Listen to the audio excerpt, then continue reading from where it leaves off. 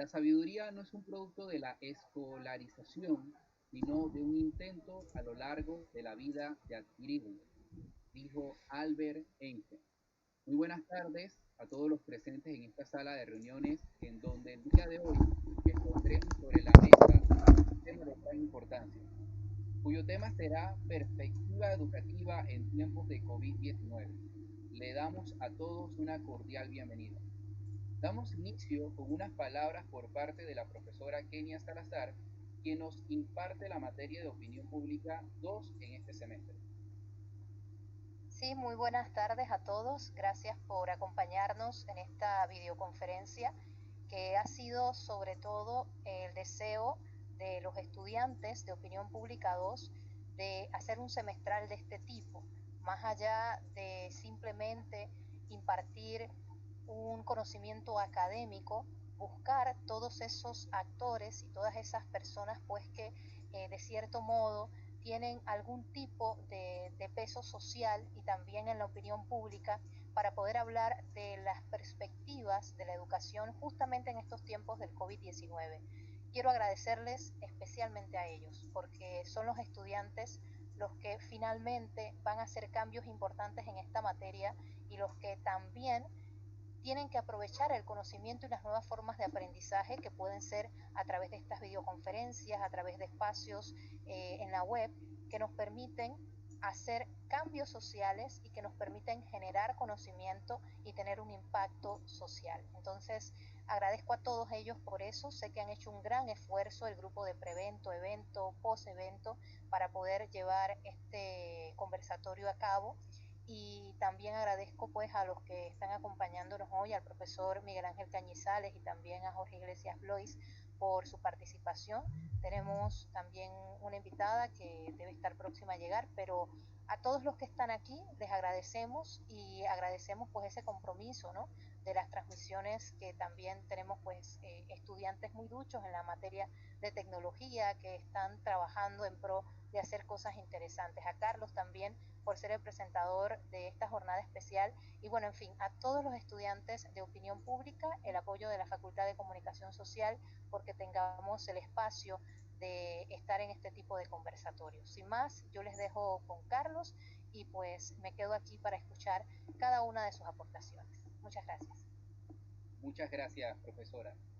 Bueno, los estudiantes de cuarto año en la asignatura de Opinión Pública 2 hemos preparado este conversatorio como cierre de este primer semestre 2020 con el objetivo de generar un intercambio de ideas, reflexión y comparación de los cambios en la educación panameña durante la pandemia.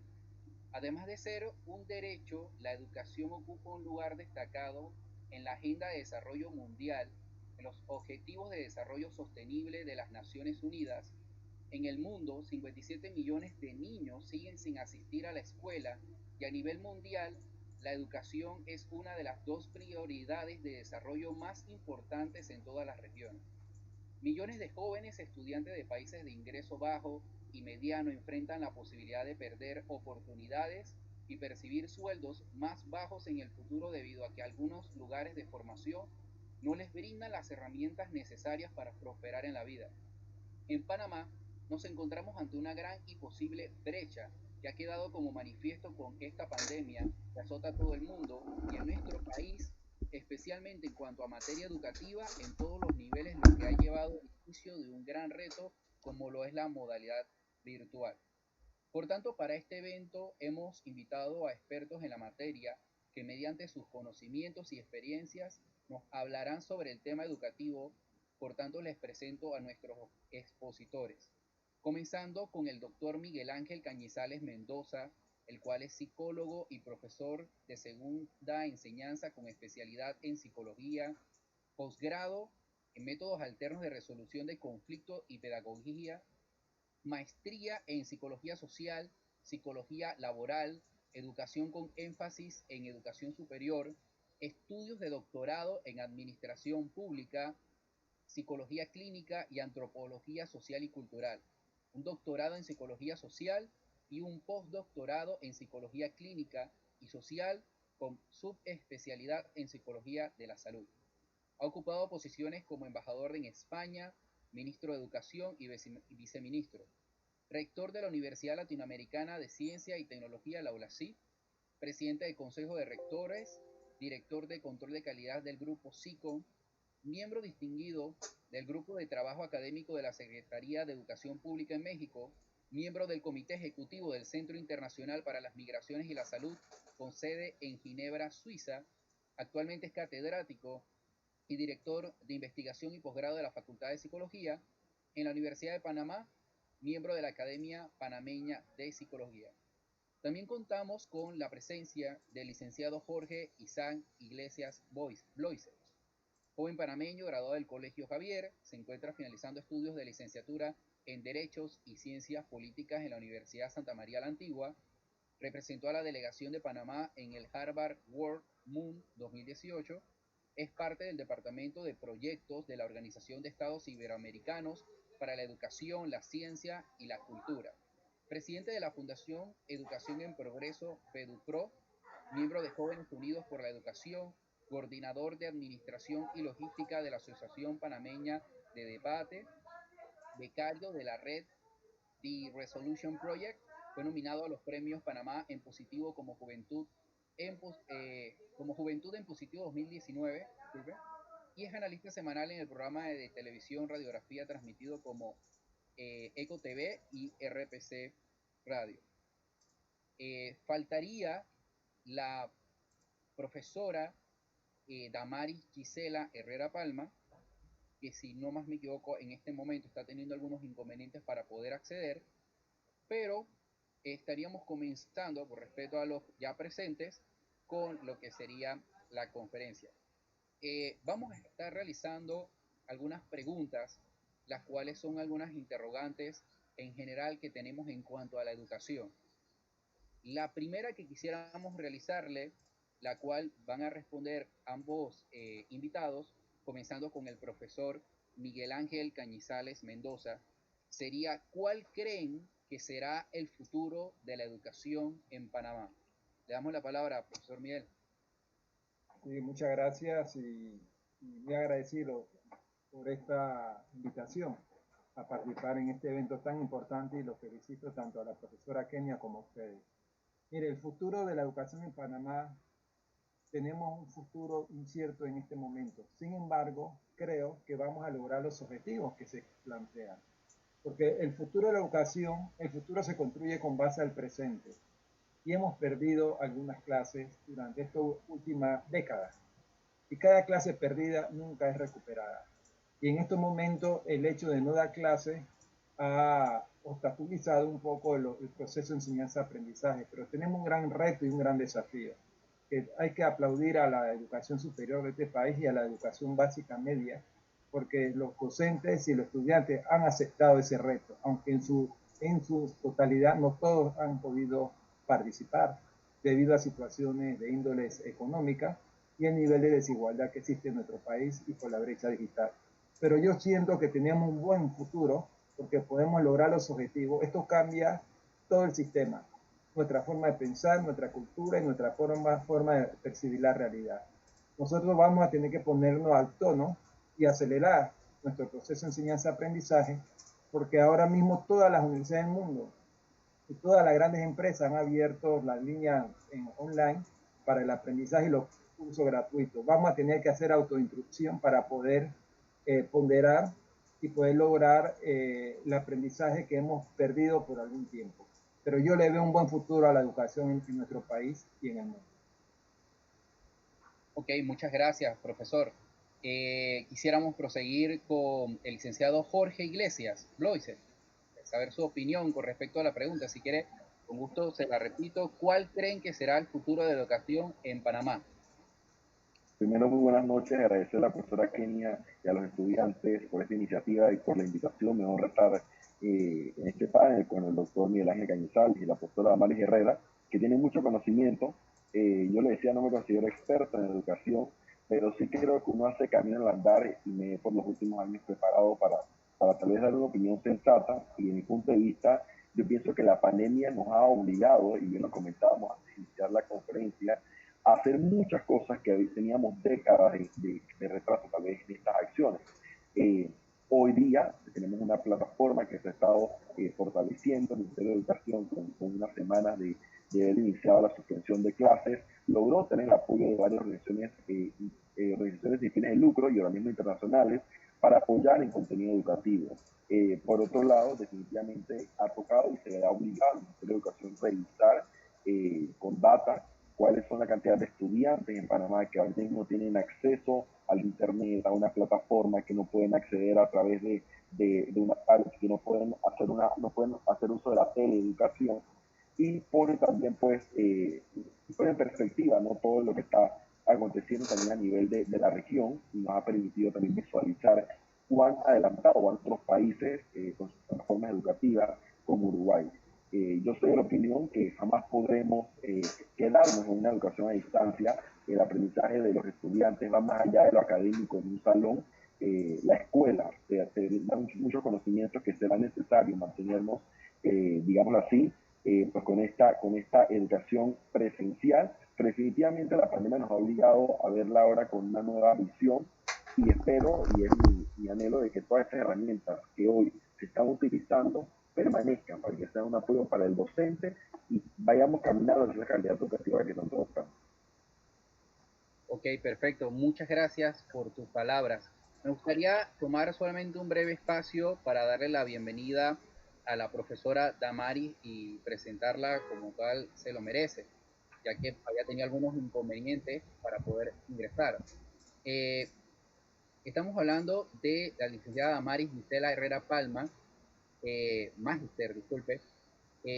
Tiene un magíster en la Universidad Panamericana en Administración de Empresas con especialización en Recursos Humanos, un posgrado en la Universidad Panamericana con especialización en Derecho Procesal, licenciada en Derecho y Ciencias Políticas de la Universidad Panamericana, magíster en Gestión de Proyectos de la Universidad Panamericana, magíster en Psicopedagogía de la Universidad Abierta a Distancia, y mantiene a través de la Universidad La Paz, Administración de Empresas con énfasis en recursos humanos. Nuestra experiencia laboral, mantenemos que fue directora de la Academia Olga Consley Walker, directora de la Academia A.J. Crowfield, directora en Academia La Unción, directora de Academia Profesional y Técnico Olga Consley Walker, maestra de grado del Ministerio de Educación, subagente regional de la Lotería Nacional, profesora coordinadora académica del Instituto Superior Martin Luther King y profesora de Educación Cristiana y Valores de la Escuela AICA. Le damos la bienvenida, Magister Damaris Gisela Herrera Palma. Quisiéramos saber su opinión con respecto a nuestra primera pregunta. ¿Cuál cree que será el futuro de la educación en Panamá? Y muchas gracias por estar aquí con nosotros. Bueno, muchas gracias a ustedes por haberme invitado. Le damos gracias a Dios por esta gran oportunidad que nos da cada día, ¿verdad? Realmente todas las cosas que has mencionado han sido realmente retos, sobre todo retos, porque yo me eduqué en una escuela laboral. El profesor doctor Miguel Ángel Cañizales, que fue mi jefe, esto también fue una gran inspiración para mi vida, para yo seguir adelante, porque aún estudio. Esto es como algo que realmente está dentro de uno, cuando uno toma pasión por lo que le agrada, y sobre todo cuando uno ve su país, su nación, con tantas necesidades y tantos retos que tenemos por delante. Es gracias a Dios que nos da la oportunidad de poder llegar a estos puestos para nosotros poder ser impulsadores de cada uno de estos retos. Realmente en esta nueva modalidad que hemos tenido que tomar, como que lo tomas o lo tomas, porque no había otra forma. Y realmente creo que también era una forma de que despertáramos, por decirlo de esta manera, porque lo que es la virtualidad es algo que ha venido años en nuestras universidades. Hemos estado tratando de implementarlo en los colegios plenamente, pero que sabemos que como Estado ha habido limitaciones para poder alcanzar y llegar a los más remotos sectores de nuestra sociedad. Conociendo nosotros que la educación es un derecho inalienable del ser humano y que está establecido también en nuestra Constitución, yo considero, es mi punto de vista, que nosotros creemos que va a ser la educación en nuestro país. Panamá tiene hombres y mujeres jóvenes, emprendedores, y para mí es seguir impulsando la educación. La educación tiene que prevalecer en todos los sectores de nuestro país. Nosotros hemos tenido la oportunidad de ir a lugares donde hay muchos limitantes, y sobre todo ahora que tenemos este reto y que sabemos que no vamos ya a alcanzar a llegar a todos los sectores donde queremos, pero que si bien es cierto, con toda esta situación que se está dando, como bien decía Jorge, que en Uruguay, que en otros países impulsan la educación de tal forma, pero también tenemos que ver que Panamá ha hecho algo grandioso y no ha hecho como otros países que han preferido. Perdemos mejor el año escolar y vemos qué pasa posterior. Nosotros hemos tomado el reto, hemos seguido adelante, hemos seguido impulsando, motivando a nuestros estudiantes, a nuestros docentes, a los directores, a nuestros supervisores, y con todas las limitantes que tenemos, hemos tratado de ir solventando este proyecto que nuestro presidente desde un inicio dijo que tenemos que poner a la estrella a brillar.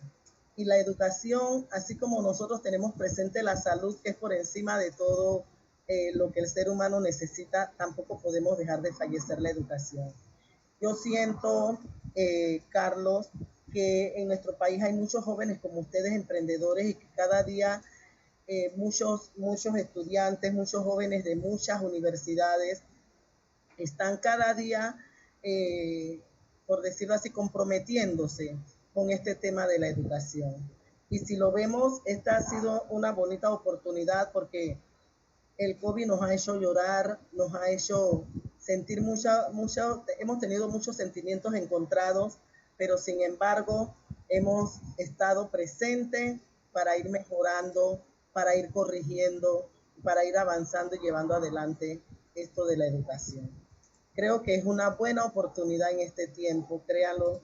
¿Y qué ustedes dirán? ¿Qué usted esperaría, profesora Damari, como directora regional? Que por lo menos a nivel de nuestro país, en las 16 regiones, todos estos jóvenes, niños, tengan la oportunidad y puedan decir, hubo pandemia, pero yo no me quedé sin estudiar. Entonces yo pienso que eso es algo que para nosotros sería lo mejor, lo excelente.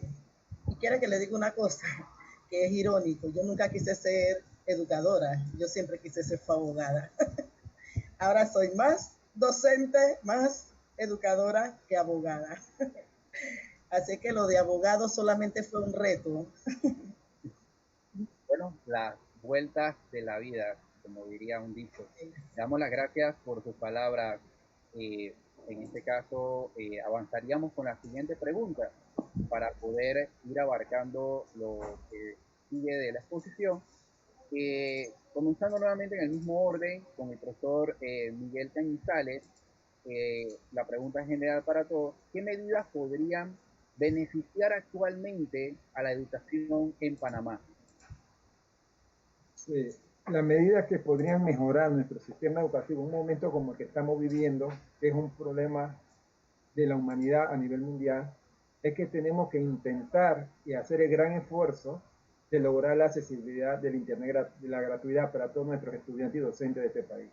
Panamá es un país que en la era prepandemia tenía uno de los Producto Interno Bruto y los presupuestos más altos de toda América Latina. Solamente competía con nosotros Chile, que estábamos peleando quién tenía mejor presupuesto en la región.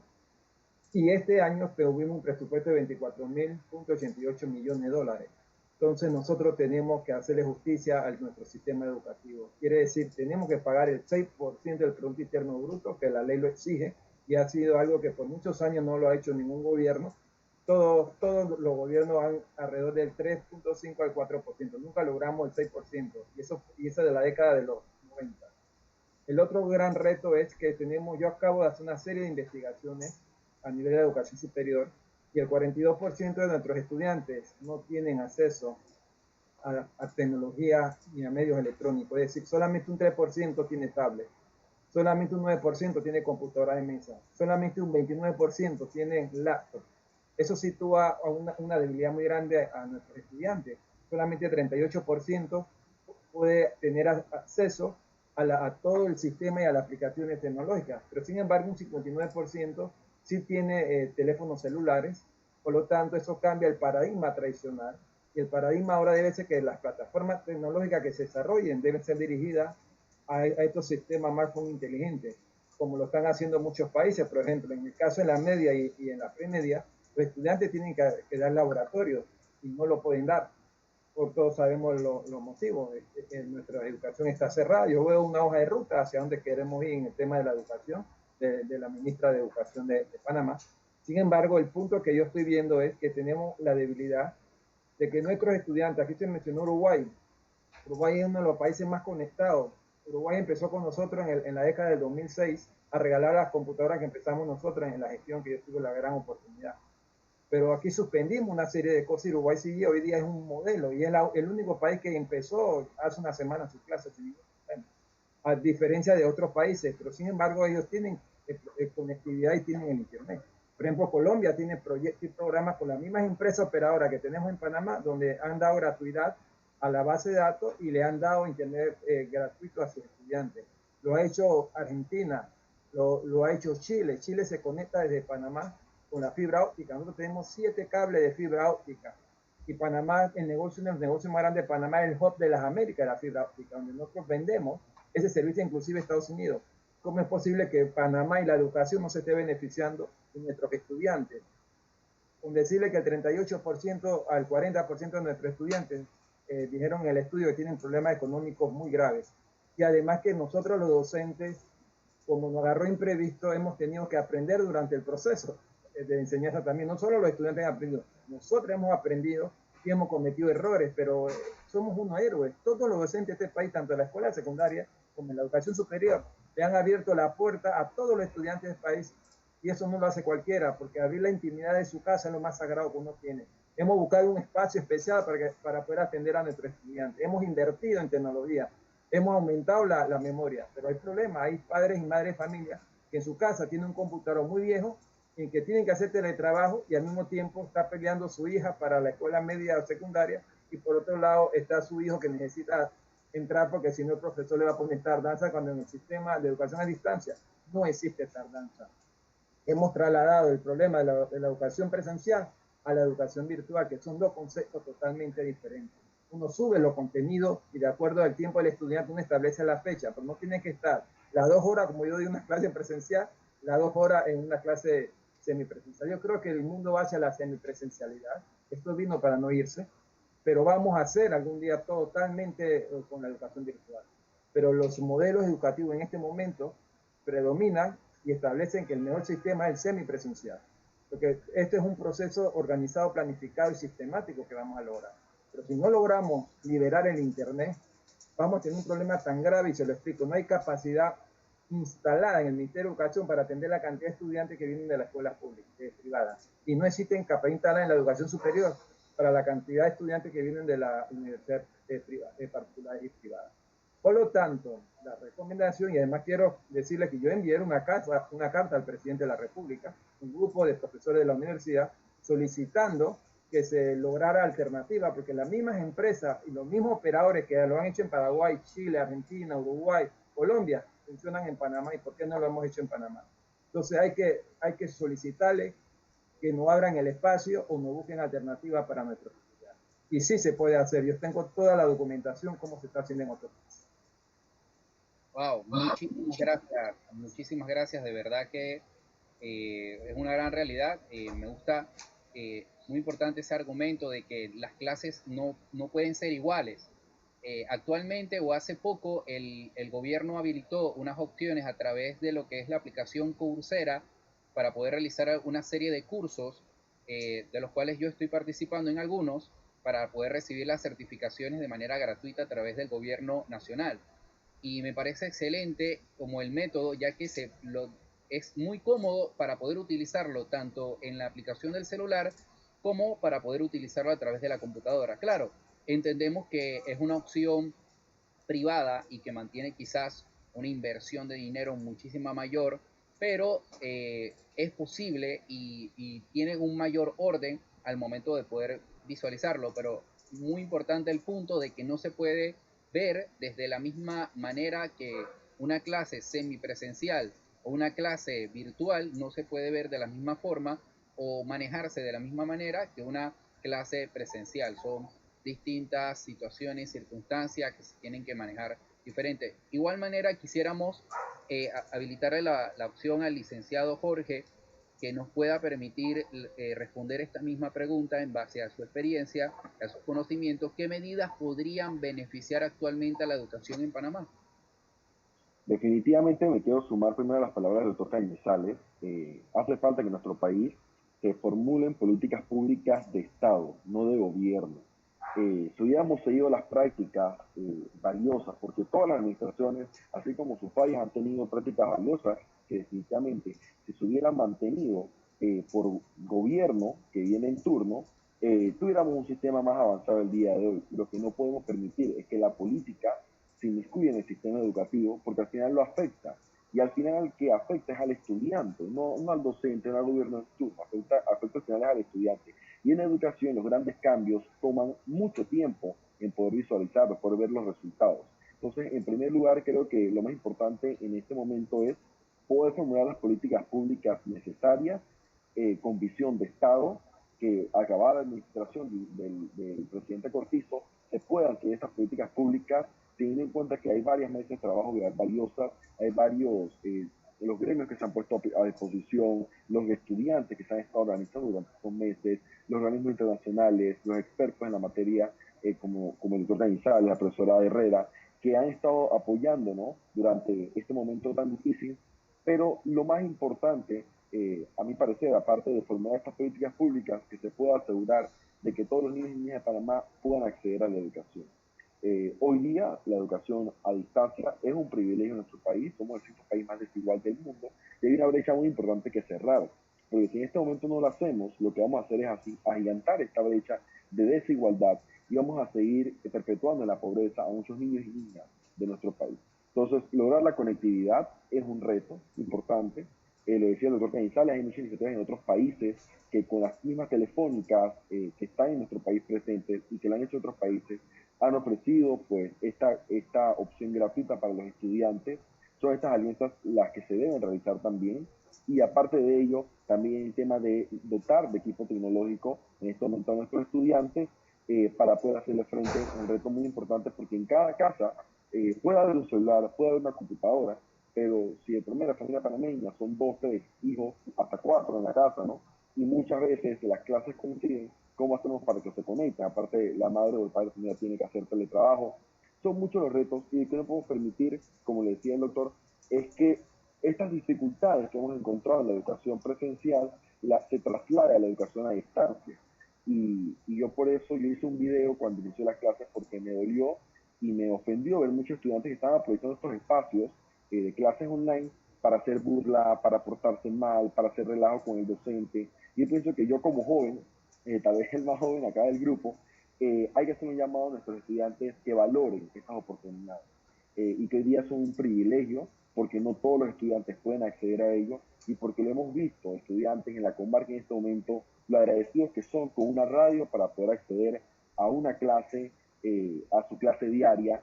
Y lo que a mí me emociona también es ver que muchos estudiantes, porque también he tenido testimonio de estudiantes, que lo que están haciendo también es, dan su clase de cuarto y quinto grado, pero a veces de quinto grado, por ejemplo, pero esperan y también escuchan la clase de sexto. Entonces tenemos muchos estudiantes que están aprovechando esta oportunidad para también avanzar en conocimiento. Y algo muy importante que tenemos que fortalecer en nuestros estudiantes es la autodidaxia. Y tú lo has dicho, Carlos, estás tomando cursos en Coursera, te felicito. Yo también, desde que inició la pandemia, le he dicho a todos mis allegados, conocidos, aprovechemos las oportunidades que hoy tenemos. El Banco Interamericano de Desarrollo, la Universidad de Harvard, Oxford, todas las mejores universidades del mundo han habilitado cursos gratuitos para jóvenes en todo el mundo. que quieran especializarse en algún área, tomar un diplomado. Entonces son estas las oportunidades que tenemos que aprovechar. Es el momento ahora, no esperemos más, porque definitivamente la pandemia trae consigo muchos retos, pero también depende de cada uno de nosotros poder superarlos.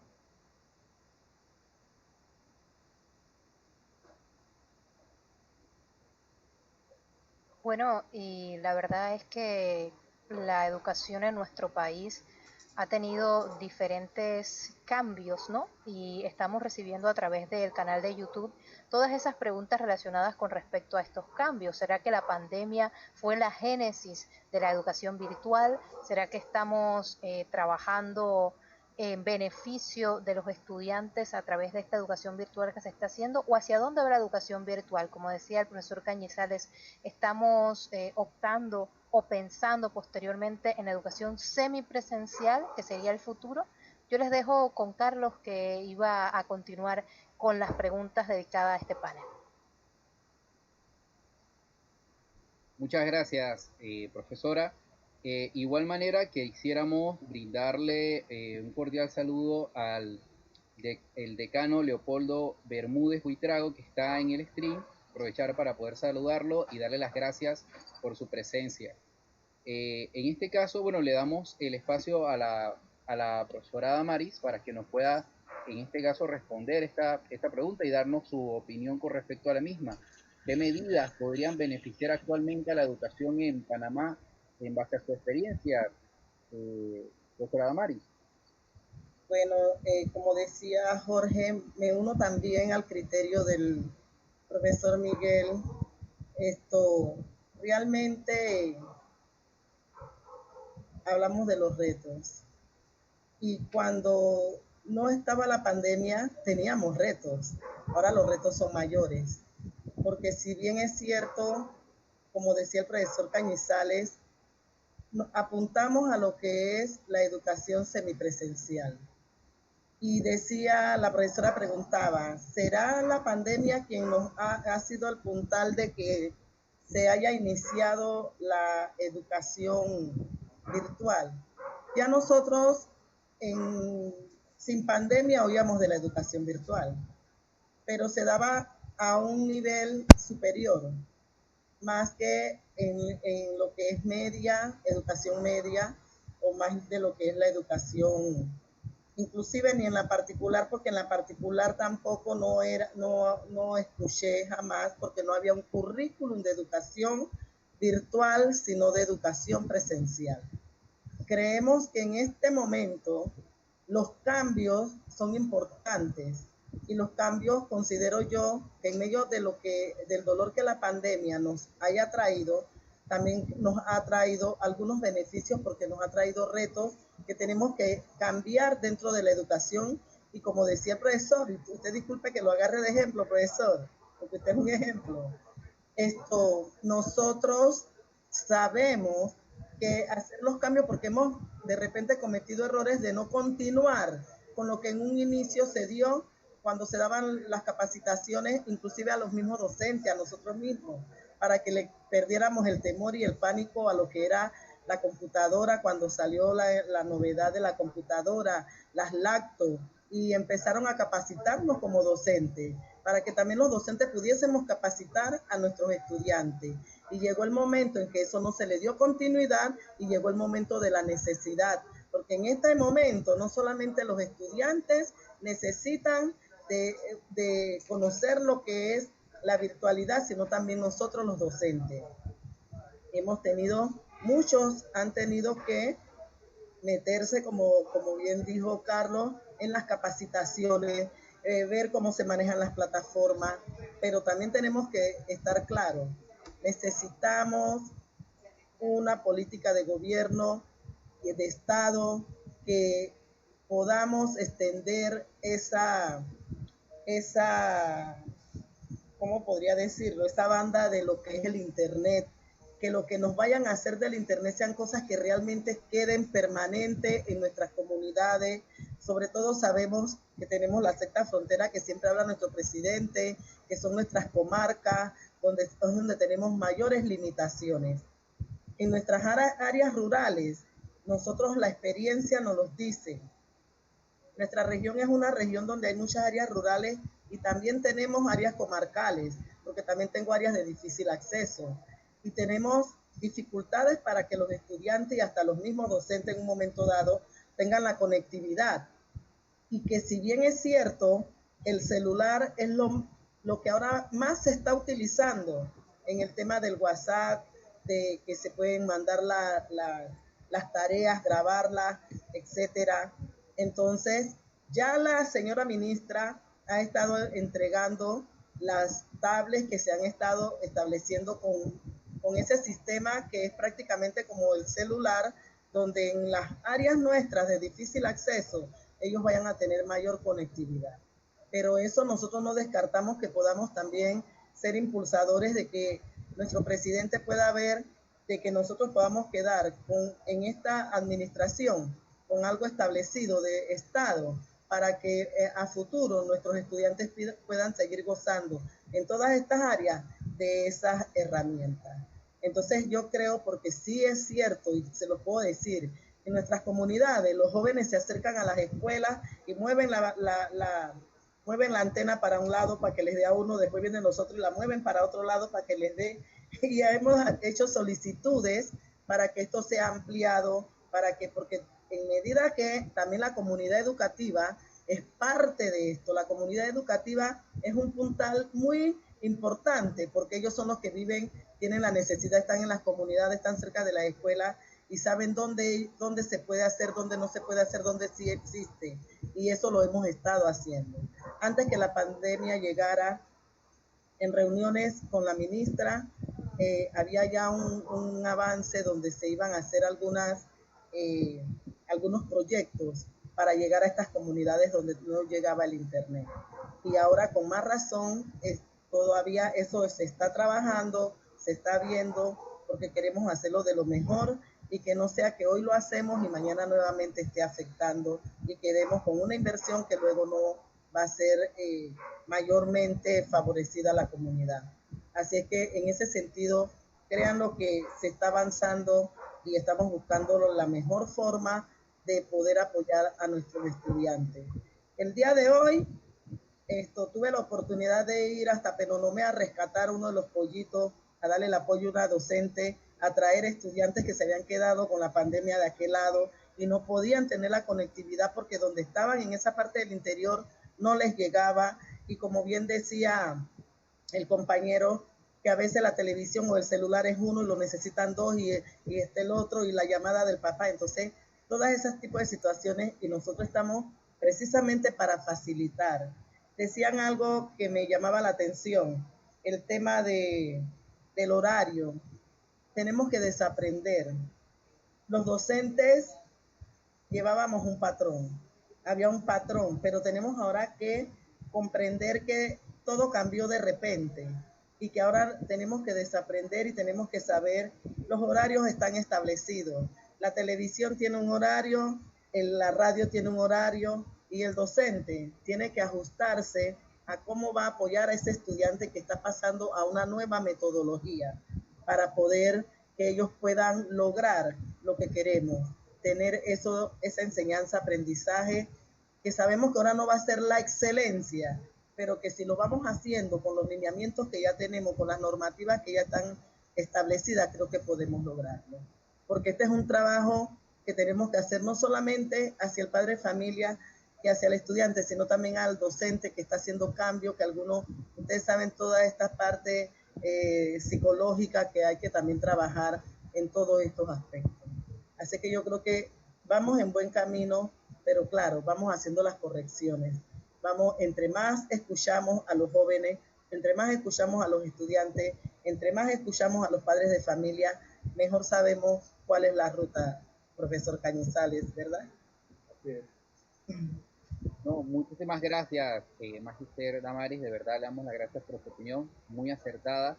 Igualmente, licenciado Jorge, no me había dado la oportunidad de poder agradecer por su respuesta, estaba acomodando el tema de la luz nada más, pero es una gran realidad ambas respuestas de que hay muchos factores que actualmente están influyendo y que se están tratando de poder atacar lo más fuerte y lo más rápido posible, pero definitivamente se tiene que hacer un esfuerzo muchísimo mayor en base a este gran reto que se está presentando actualmente. Me gustaría proseguir con la siguiente pregunta, en el mismo orden que estamos manteniendo hasta el momento.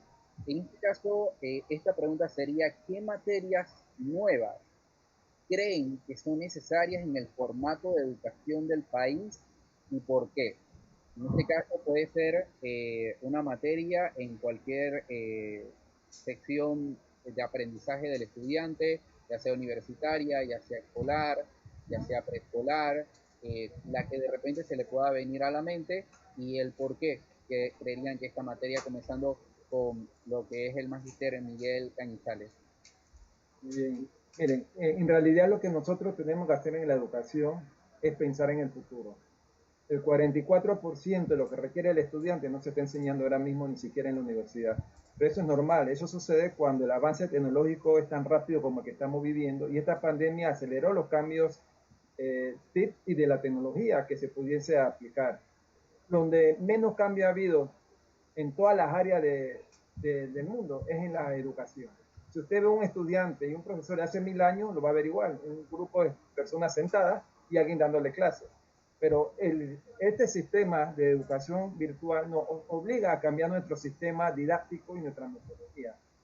Los cambios que tenemos que hacer en nuestro sistema para que el estudiante aprenda es que el estudiante tiene que aprender a pensar. Todo el mundo habla de lo que es el pensamiento crítico.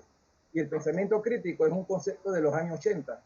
Hoy día se debe hablar de lo que es el pensamiento complejo, porque el pensamiento complejo involucra, es un pensamiento de orden superior, involucra el pensamiento crítico, involucra el pensamiento del arte, y el enfoque socioformativo, no es el enfoque ni siquiera constructivista, porque ya eso pasó, ahora estamos en el constructivismo social. Cuando nosotros hablamos de ese modelo, estamos hablando ya de lo que son las competencias que se deben tener. Estamos hablando de lo que es el pensamiento complejo y estamos hablando de lo que es una educación verde, comprometida con el medio ambiente. Entonces nosotros tenemos que prestarle mucha atención a la materia de colaboración, trabajo en equipo. Tenemos que prestarle atención también a toda la materia que tiene que ver, si se pudiera, un estudiante, por ejemplo, de Japón, de asiático o Finlandia, cuando ya está en primero o segundo año, él puede desarmar y armar una computadora. Nosotros no.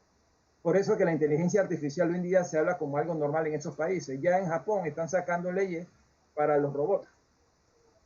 Ya se rompió el orden en cuanto a la evolución tecnológica. Hoy día las computadoras piensan. Ese era el gran dilema antes, que se pensaban que nosotros éramos diferentes a las máquinas porque nosotros la hicimos y nosotros razonábamos y pensamos. Ya las computadoras piensan. Ya a partir de este momento, lo que se llama la singularidad tecnológica, no sé si lo han oído mencionar, que se iba a alcanzar en el 2040, ya empezó a verse los cambios. Los cambios son tan drásticos y tan rápidos que dentro de 20 años nosotros vamos a tener el corte en el cerebro, vamos a tener un cuarto del cerebro, vamos a tener conectado una computadora, y que no va a ser necesario memorizar como nuestro sistema. Hay que romper ese sistema de memorización. Hay que aplicarle al estudiante a razonar en la vida práctica, lo que se llama gamicidad. Hay que darle otro tipo de formación en el medio didáctico. Ya el docente no puede estar separado dando una clase de 2 horas. Eso ya no se admite en este momento, y ese es el modelo socioformativo que lo indica. ¿Qué hay que hacer? El estudiante tiene que investigar, tiene que ser actor principal de su desarrollo y sujeto de su propio desarrollo. Es decir, el docente es un facilitador de ese proceso de enseñanza que pone al estudiante a investigar. Ya el estudiante ya no tiene que ir a la biblioteca, en Google y todos los buscadores que tiene la universidad y el Ministerio de Educación, y los estudiantes no saben, que no tienen que pagar. El problema de conexión. Pero la universidad invierte grandes sumas de dinero anualmente desde hace muchos años en algo que se llama buscadores, donde usted puede accesar y no necesita ni siquiera ir a comprar libros. Y eso mucha gente no lo sabe. Entonces, ¿qué es lo que tenemos que aprender? Más, fíjense, casi todos los estudiantes que empiezan un primer grado no terminan una secundaria, no terminan la media. ¿Eso qué significa? Que casi el 50%, el 52% de lo que salen no comprenden lo que lee ni lo que escribe. Entonces estamos ante un grave problema. Nosotros aportamos el 4% de analfabeto al mundo, a América Latina, que estamos hablando de casi de 38 millones. Significa que nosotros tenemos que enfatizar más en la lectura. Mire, el estudiante, ¿cuáles son donde más fracasan o más eficiencia académica tiene nuestro estudiante? Ya me refiero a la media y a la premedia y a la educación básica general. en español es el primer índice de deficiencia académica. Miren, ¿usted cree que un estudiante de segundo año debería fracasar en español? No, no se justifica. Ahora imagínense nuestras comarcas, nuestras áreas de difícil acceso, a mí me parte del corazón. Cuando ponemos a un profesor que no habla ni su lengua, ellos tienen que aprender que no es su lengua materna y tienen que aprender otra lengua. Se dispara el índice de fracaso escolar. Segunda materia de mayor deficiencia académica, la matemática. Pero ¿cómo van a pasar matemáticas si no comprenden lo que escriben? Y no lo entiendo. Usted no puede sumar y restar y luego, si no sabe sumar y restar, no puede multiplicar. Y si no sabe sumar y restar, mucho menos dividir. Cognitivamente, el conocimiento es seriado. Entonces, ¿qué necesitamos hacer? El tercero es la ciencia, donde más deficiencia académica hay. ¿Qué hay que hacer? Muy simple. Tenemos que hacer una gran cruzada e enseñar a nuestro estudiante a comprender lo que lee. Y ese problema lo traen a la universidad. Cuando usted le dice, bueno, lean el Don Quijote que tienen 20 minutos para sintetizar. Son las 2 horas y todavía está hablando. No tenemos la capacidad de síntesis. Y eso es lo que le digo. Hay que estimular lo que es el pensamiento complejo. Otro tipo de inteligencia vamos a necesitar. Nuestro sistema educativo ha privilegiado la inteligencia memorística y la inteligencia de la química, física y matemática. Entre más ciencia sepa, eres más inteligente. No, ese es un error. Esos paradigmas se invirtieron. Puede ser un buen historiador. ¿Qué sería este mundo sin los educadores? Sin los poetas, sin el arte, sin la música. Podríamos vivir, ¿no? Y eso es inteligencia, porque para tocar una música, para tocar un instrumento, la habilidad mental que tienen que hacer cognitivamente, tienen que desarrollar. Las pruebas científicas tienen el mismo nivel de inteligencia y hasta más. Pero eso es el error del sistema educativo por muchas décadas y por siglos. Hoy estamos en un nuevo escenario. ¿Qué debemos hacer para cambiar nuestro sistema? Cambiar nuestro método de enseñanza, profesionalizar a nuestros docentes. Se hizo un estudio en Estados Unidos, en una universidad, durante más de 15 años, donde demostró, se seleccionaron el 20% de los estudiantes, de docentes que tienen estudiantes de alto rendimiento y 20% de estudiantes que tienen bajo rendimiento. Y se analizó y se demostró que había 52 puntos de diferencia, y esto rompe el paradigma tradicional, si el profesor influye o no en el buen estudiante. Claro que influye y está demostrado científicamente. Entonces ahí es donde tenemos que trabajar en nuestros docentes para mejorar nuestro sistema educativo y pensar en el futuro. Nosotros no estamos preparados para trabajar en el futuro. Panamá ya debería estar pensando en un observatorio para la pandemia, porque esta no es la primera ni la última, ya esto va a ser normal en las próximas décadas. Y tenemos que tener un laboratorio, un observatorio que analice los comportamientos epidemiológicos, porque a unos sí, a otros no. Porque el Gorgas fue capaz de identificar cuando se secuenció el genoma del virus. Ya sabemos de dónde vino la primera vez. Son unos héroes los educadores, quienes fueron los que crearon y nos dimos cuenta por qué había un virus aquí. Batman, fueron ellos, no fue la inteligencia epidemiológica de nuestro país, ni la vigilancia epidemiológica. Ellos fueron los que empezaron a molestar y salieron a la calle, y ahí fue cuando se descubrió la cuestión.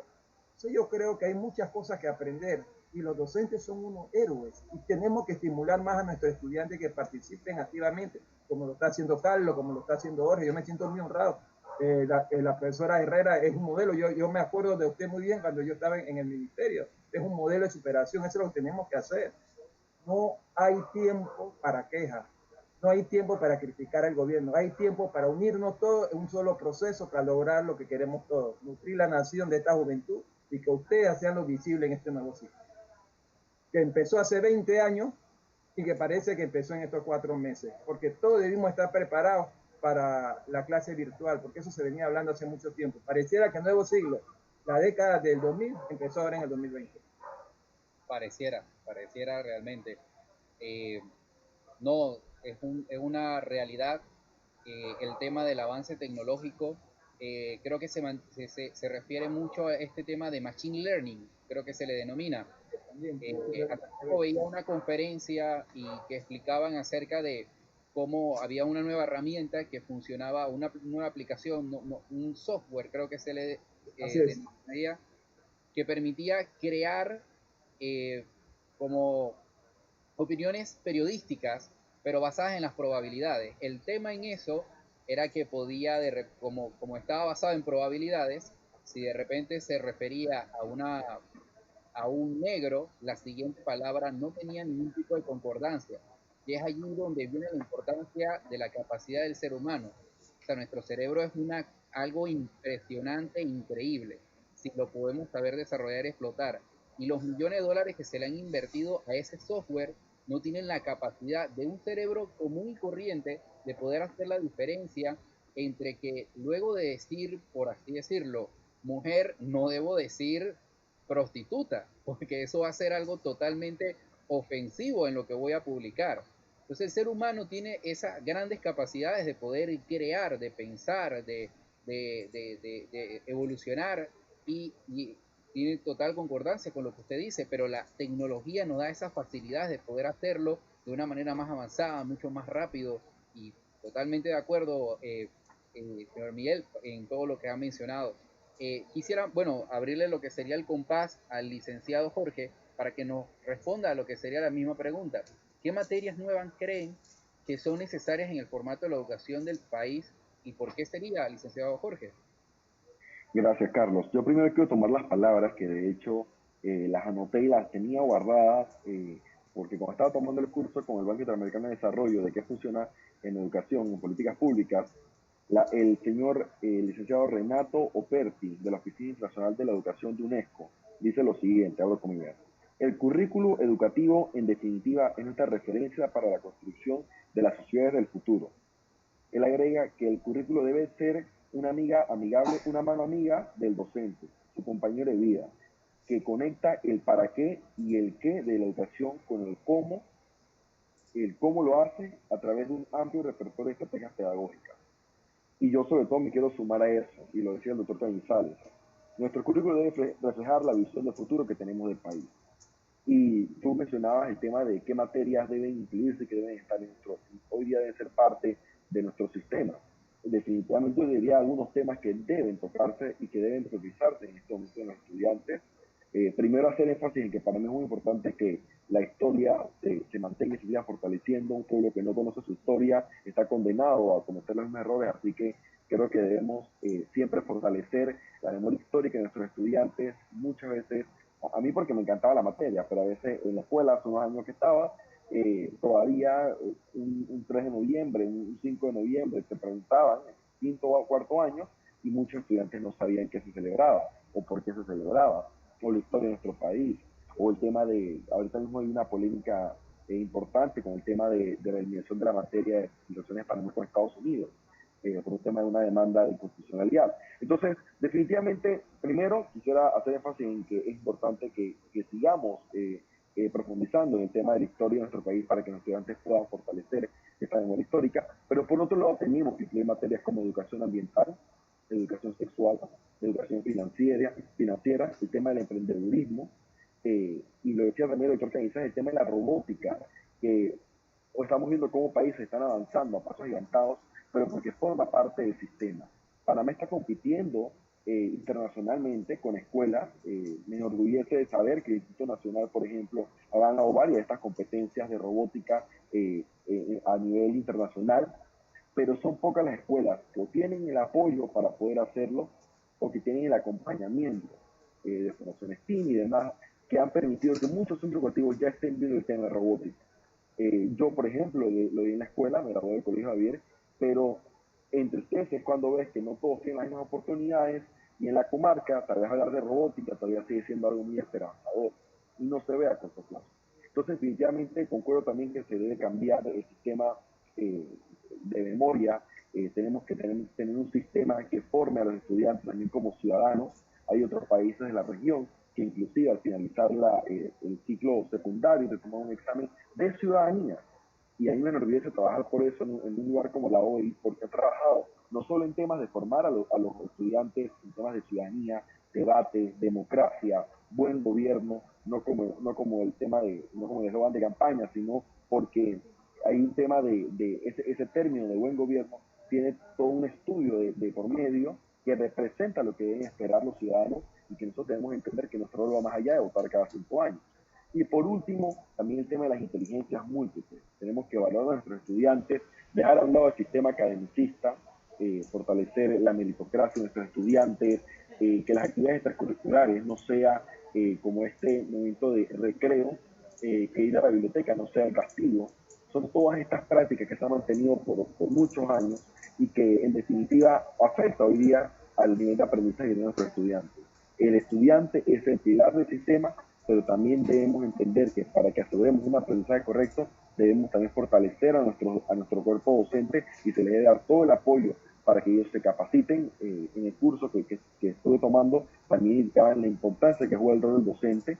Ellos también se les debe hacer prioridad para formarlos constantemente, porque no se pueden quedar atrás. No podemos tener docentes hoy día dando clases con metodologías del siglo XIX y estamos en el siglo XXI. Entonces, definitivamente hay muchas materias que deben incluirse hoy día y que espero que así sea pues la intención del nuevo ministerio.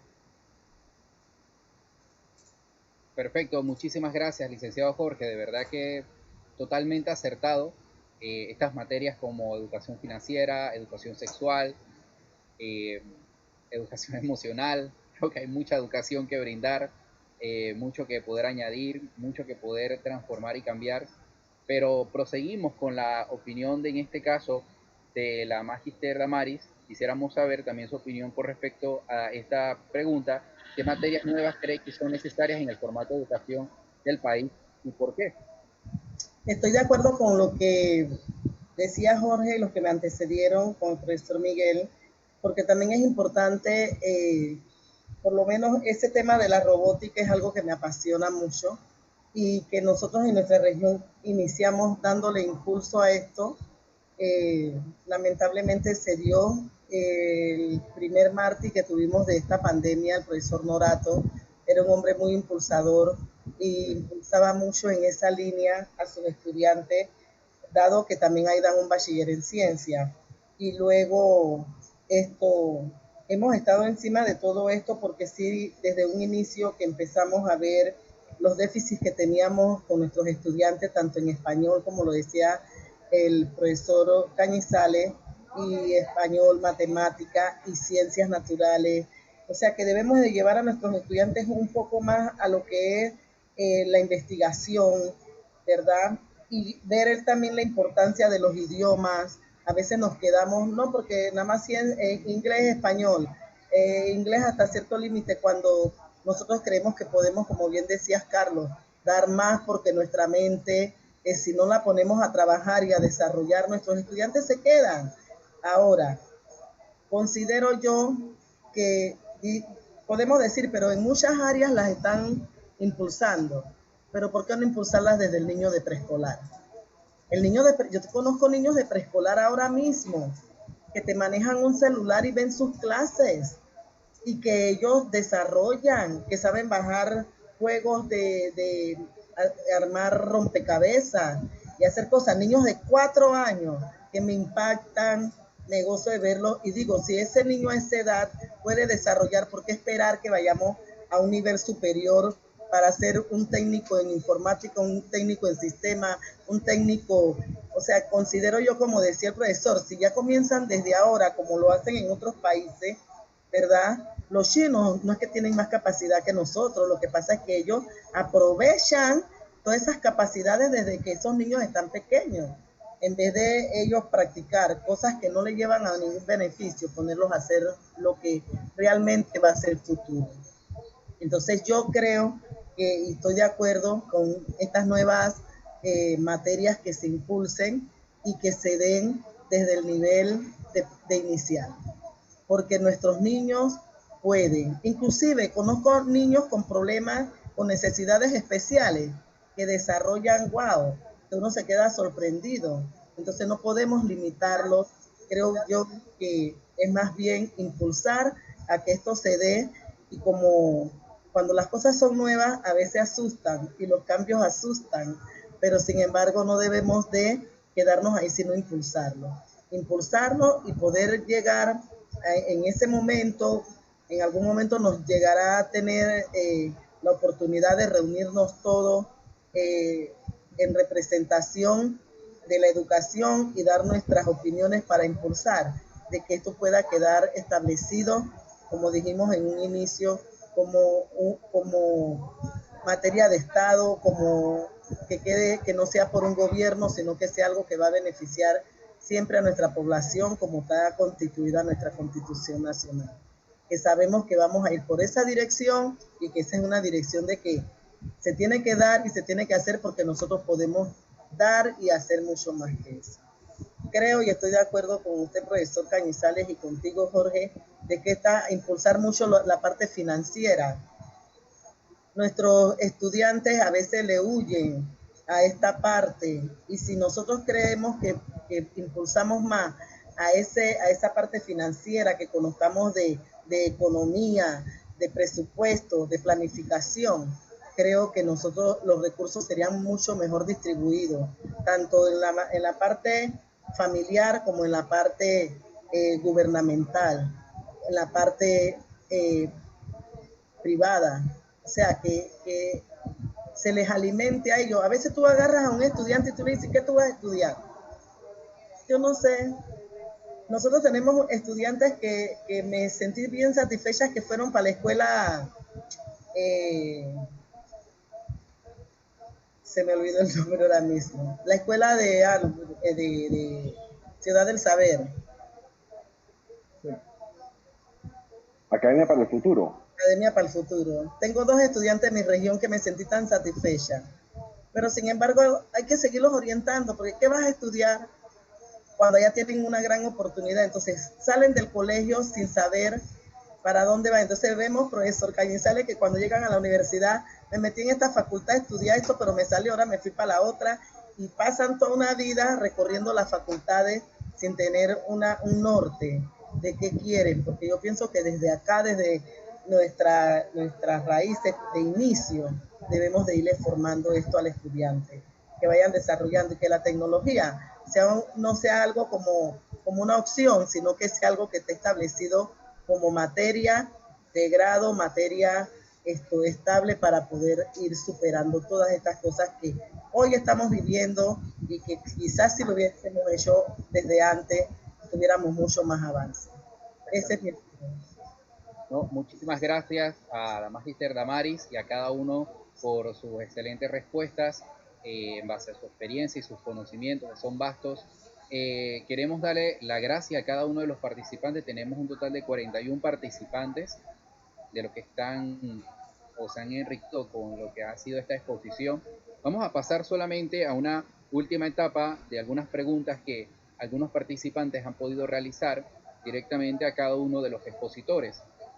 Para un tema de no alargarnos mucho, quisiéramos que trataran de poder sintetizarlo tal vez en 1 o 2 minutos para poder hacerlo quizás de una manera un poco más factible. Por parte del estudiante Ricardo Carcache, la pregunta sería dirigida al profesor Miguel Ángel Cañizales. ¿Qué impacto tendrá lo de las clases presenciales con las clases no presenciales en la educación superior, en este caso? Sí, se han hecho estudios, los estudiantes de la Universidad de Panamá quieren volver a las clases presenciales, para que estén todos claros. Las investigaciones que se han hecho hasta el momento, eso es lo que indica. El impacto es que la educación virtual llegó para quedarse. Lo que tenemos que hacer es adaptarnos a esta nueva forma de vida, que no va a cambiar, y utilizar los recursos tecnológicos que se ofrecen. Es decir, nosotros los docentes tenemos que fortalecer más nuestra competencia. Es decir, tenemos que subir contenidos, tenemos que subir videos, tenemos que hacer una serie de elementos que obliga a la educación a distancia y la educación virtual. Pero como nos agarró de una manera desprevenida, no fuimos preparados. Este momento se están capacitando casi todos los profesores que se han abierto los cursos gratuitos y ahora se va a dar con una nueva plataforma que es la Moodle, que esa plataforma va a permitir utilizar otra que posiblemente tenga menos gasto los estudiantes y posiblemente no tengan que invertir ya tanto dinero. Entonces, el impacto que va a tener yo creo que es bueno, porque entramos, no nos queda otra. La debilidad que tenemos, que no tenemos el internet, no importa cualquier plataforma que tenga, no importa que traiga al mejor profesor del mundo, si no tiene internet, va a tener un problema como si no logras meter a tu hijo a una escuela oficial, porque la Constitución es la gratuidad de la educación. Y una educación, usted no puede ir a matricular a un hijo suyo a una escuela primaria o a cualquier nivel, porque es ilegal. Lo mismo está pasando con el internet. El nivelador social que teníamos, que era la educación, ahora el internet se convirtió en un artículo de primera necesidad, y ese nivelador social es el internet. Y tenemos que acabar y darle la oportunidad a nuestros estudiantes.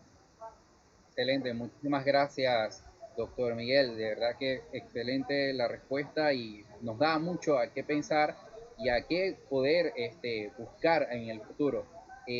Bueno, tenemos por parte del estudiante Ana Montenegro, dirigido a lo que sería nuestra magíster Damaris Herrera, la pregunta, ¿qué piensa usted acerca de los diferentes comportamientos que adoptaron algunos estudiantes en la primera semana de clases virtuales? Bueno, en los comportamientos que adoptaron algunos estudiantes, nosotros consideramos que primeramente sabemos que si cuando tenemos clases físicamente hay muchos estudiantes que quieren llamar la atención.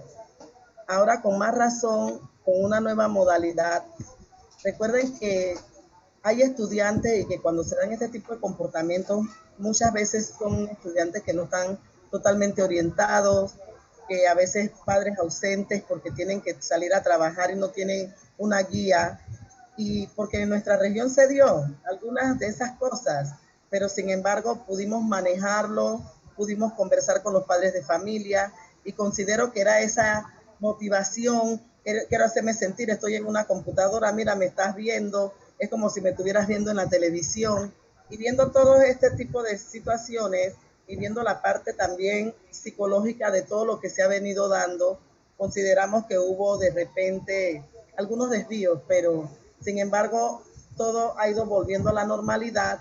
Hemos también pedido a los docentes que tomen control de las clases, porque el que estemos en una clase virtual no significa que el docente no tiene control de su grupo, y que los estudiantes tienen que saber que estar en una clase virtual tampoco viola las normas que están establecidas de manera disciplinaria. Así es que pienso yo que más bien algunos actuaron para hacer llamado de atención a los docentes y a sus compañeros. Muchísimas gracias, Magíster Damari. De verdad que, bueno, es un tema cultural que tenemos que ir avanzando. Y bueno, yo por lo menos en lo personal he tenido la oportunidad de trabajar con diferentes lugares de riesgo social y es muy curioso cómo es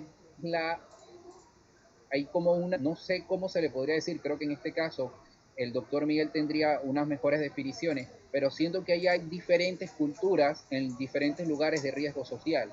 No es lo mismo ver a un joven que está tratando de avanzar en áreas de riesgo social como el Crisol, como el San Pedro, a lugares como Curundú o Viejo Veranillo.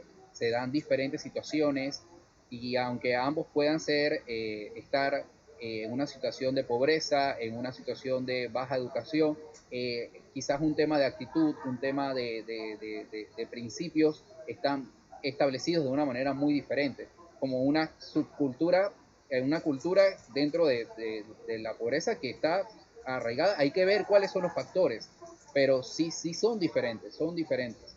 Entonces, por último, de las últimas preguntas, me gustaría darle el chance a Ibar Franchi, que se la quiere dirigir al licenciado Jorge Iglesias.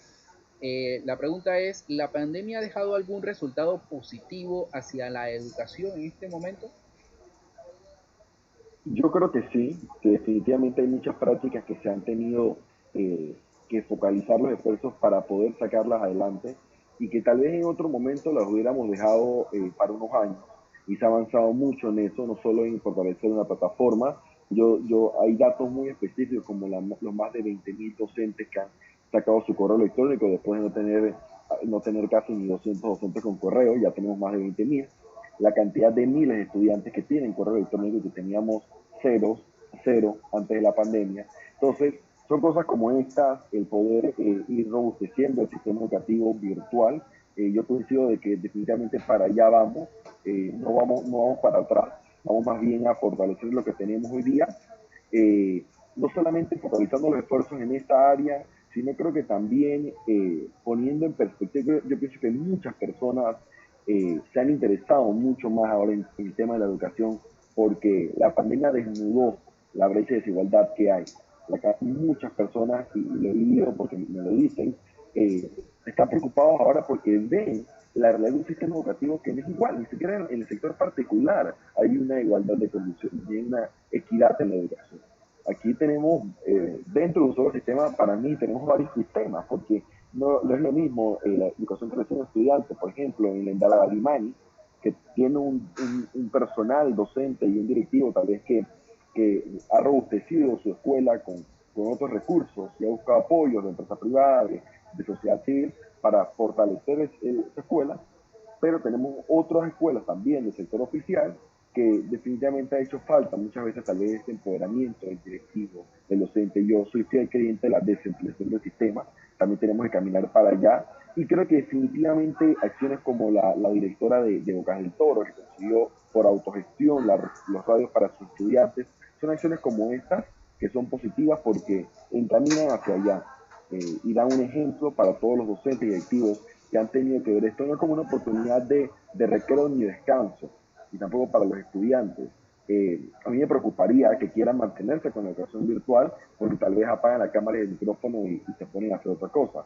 Yo lo que quisiera, y es mi deseo, es que los estudiantes en realidad aprovechen la oportunidad que hoy tienen de educarse virtual a distancia, como a distancia, para que esto el día de mañana en las clases no veamos el celular como un enemigo, ni la computadora como un error en el aula, sino como un complemento que se puede usar y el docente debe guiar. Los niños nacen, y creo que lo comentaba la profesora Mari, los niños nacen con el celular, con acceso a la tecnología. Los niños con 4 o 5 años ya te buscan los videos, los juegos que ellos quieren. Entonces, no es lo que podemos parar, tenemos es que guiarlos y buscar ese apoyo en los padres de familia, en los docentes y sobre todo en que todo el país se vuelque a ver la educación como la manera de lograr el verdadero desarrollo. Muchísimas gracias, licenciado Jorge. Bueno, una mejor respuesta creo que es muy difícil poder encontrarla. Definitivamente ha sido una gran exposición. Creo que nos quedamos bastante cortos con los conocimientos que ustedes mantienen, nos quedamos bastante cortos en base a lo que podríamos discutir, en base a lo que se podría hablar, en base a lo que se podría exponer. Creo que también es muy importante darle importancia y conocimiento y empoderamiento a los estudiantes sobre el porqué de las cosas. Hay un es muy famoso, se utilizan en las redes sociales hoy en día, de que hacen referencia a un día más sin utilizar el mínimo común múltiplo. Y es algo que uno, y se hace mucha burla, mucha risa, diciendo como, bueno, o sea, nunca lo utilicé, ¿para qué me lo enseñaron? Pero la realidad es que sí es necesario, o sea, si sabes dónde lo puedes aplicar. La cuestión es que muchas veces yo hablaba o discutía con una muy buena amiga hace poco, y yo le decía, ojalá yo cuando estuviera en sexto grado hubiese conocido la importancia de lo que es programar. Hoy en día un programador tiene la ventaja del futuro, puede ser el próximo multimillonario con crear una aplicación que le dé un acceso y facilidades a diferentes empresas. Y lo vemos hoy en día como programadores se convierten en personas de gran alcance y obviamente con diferentes habilidades desarrolladas, pero son ese tipo de cosas que uno tiene que saber explicarle o también incentivarle al estudiante al momento de decirle, mire, yo te voy a enseñar esto porque esto algún día tú lo puedes utilizar de esta manera, esta persona lo utilizó o lo utiliza hoy en día de esta manera para hacer esto, esto y esto. Cuestiones que son muy importantes, pero bueno, con muchos retos, los que se nos vienen más adelante. Es un trabajo creo que de todos, cada uno de los que estamos aquí presentes y de los participantes tenemos que aportar nuestro grano de arena y de verdad estamos totalmente agradecidos por lo que nos han brindado. Le agradecemos a los expositores por haber contado con su participación y por haber compartido con nosotros su trayectoria y sus amplios conocimientos en la materia de educación, a la profesora Kenia Salazar que nos ha permitido realizar conversatorio y que nos ha impartido la asignatura de opinión pública, y todos los que han colaborado y hecho posible este evento, a cada uno de mis compañeros que no están presentes o no los pueden ver en físico, pero hicieron una gran y una excelente labor. Muchas gracias a todos los asistentes de la conferencia virtual por acompañarnos, ser parte de este interesante tema de actualidad como lo es la educación, la cual demanda una mejora Y sobre todo en estos tiempos nuevamente, muchas gracias, que tengan una excelente noche. Hasta luego. Muchísimas gracias por haber participado en este conversatorio. Gracias por la invitación. Profesor, hasta Gracias pronto. por la invitación. Hasta luego. Hasta luego. Muchas gracias a ustedes. Gracias. Tengan muy buenas noches. Cuídense.